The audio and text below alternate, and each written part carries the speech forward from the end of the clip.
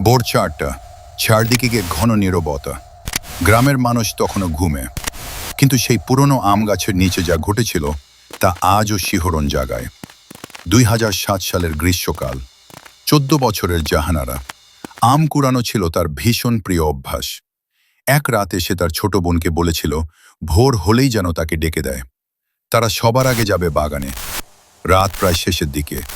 অন্ধকার ভোরে দুই বোন চুপি চুপি বেরিয়ে পড়ে। বিশাল পুরনো আম গাছের নিচে গিয়ে জাহানারা হঠাৎ আর থেমে যায়। মাটিতে পড়ে আছে একটিমাত্র আম, অস্বাভাবিক বড়। সে হাত বাড়ায়, আমটি সামান্য সরে যায়।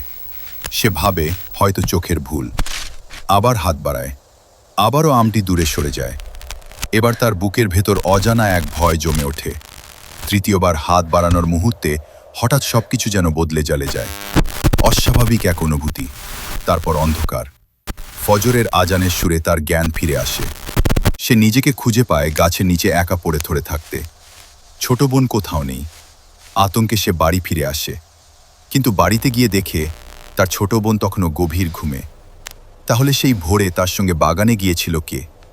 সেই প্রশ্নের উত্তর আর কখনো জানা যায়নি।